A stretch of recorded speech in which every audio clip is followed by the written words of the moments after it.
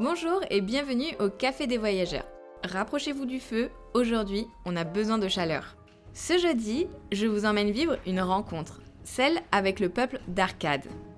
Nous sommes le vendredi 29 mars 2024. Imaginez, nous sommes sur les bords du lac Kovskol, à la frontière russe. Il est 18h, le thermomètre affiche un doux -5 degrés, quelques flocons tombent. La lumière est dorée, c'est tout simplement un décor de cinéma, presque irréel. Et justement, la scène qui se joue ressemble à un western, mais revisité à la sauce mongole. Le shérif ici, c'est Monjig, 33 ans, visage rougi par le froid, costume kaki. Il entre dans l'enclos, un lasso en main. Autour de lui, la poussière vole. Sa fille de 8 ans rigole en le regardant faire. Monjig attrape un cheval, puis deux. C'est le signal. La transhumance de printemps est lancée. Dès le lendemain, c'est une caravane impressionnante qui s'en va vers l'ouest. Accrochez-vous pour l'inventaire.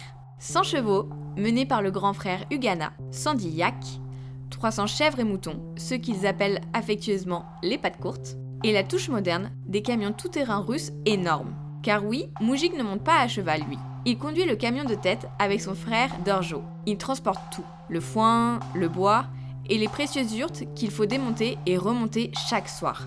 Mais la vraie star du convoi, c'est Asa, la femme de Monjig. Oubliez les défilés de Paris, Asa, elle gère les pattes courtes. Loin derrière, elle a un style inimitable. Un deal bordeaux, le manteau traditionnel, assorti à une cagoule militaire et des lunettes de soleil vintage. Pourquoi ce look Mad Max ? Pour garder la peau blanche et se protéger du soleil et du froid. D'ailleurs, petite anecdote romantique, Asa et Monjig sont nés la même année, dans le même village, étaient voisins de yurts. Bref, leur mariage était écrit dans les étoiles ou dans les steppes. Dans leur cabane d'hiver, au confort sommaire, Asa accroche toujours un objet précieux.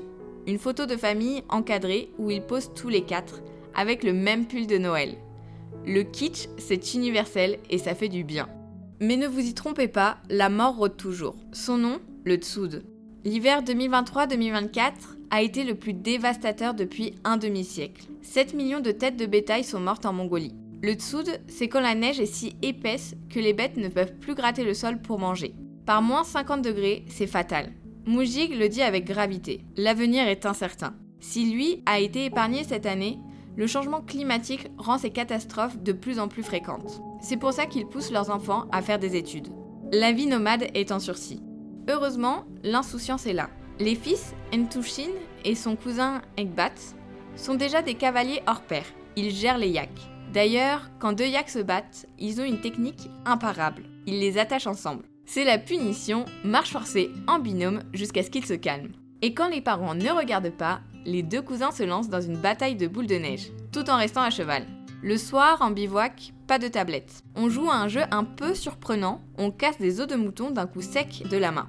C'est ça l'école de la vie d'Arcade. Après des jours d'itinérance, ils arrivent enfin dans la dépression de Darkad. C'est le retour à la maison. Et là, Asa fait un geste magnifique qui résume tout. Avant de s'installer, elle rassemble du bois et le laisse bien en évidence. Pourquoi ? Pour les prochains nomades qui passeraient par là. Pour qu'ils puissent se faire un thé au lait salé dès leur arrivée, sans effort. C'est une leçon d'hospitalité pure. Le voyage se termine par un festin. Le fameux barbecue mongol aux pierres chaudes. Face aux montagnes, Corridol Saridag qui s'illumine au coucher du soleil. Les bêtes sont sauvées, la famille est réunie. C'est une victoire sur l'hiver. Alors d'où ça vient ? La culture nomade, c'est un triangle amoureux inséparable entre les éleveurs, le bétail et les pâturages. Contrairement à ce qu'on pourrait croire, les nomades ne se baladent pas au hasard, en se disant « Tiens, c'est joli ici ». Non, tout est calculé, ils se déplacent pour une raison vitale, laisser la terre se reposer. C'est le principe de la régénération. Ils analysent la quantité d'herbes, le climat, la géographie. S'il restait, le bétail mangerait tout jusqu'à la racine et la steppe deviendrait un désert. Partir, c'est permettre à la nature de renaître derrière soi.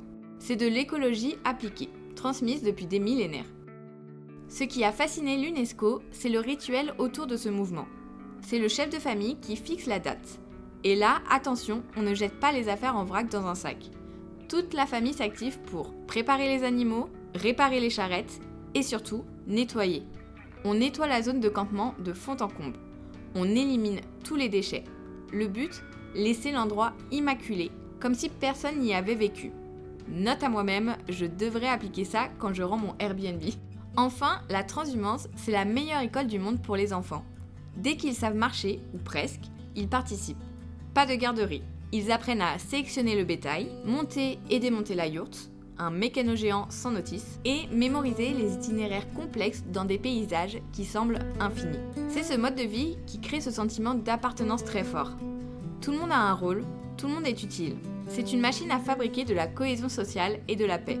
Ce récit nous rappelle que derrière les paysages grandioses, il y a une lutte quotidienne, une économie fragile.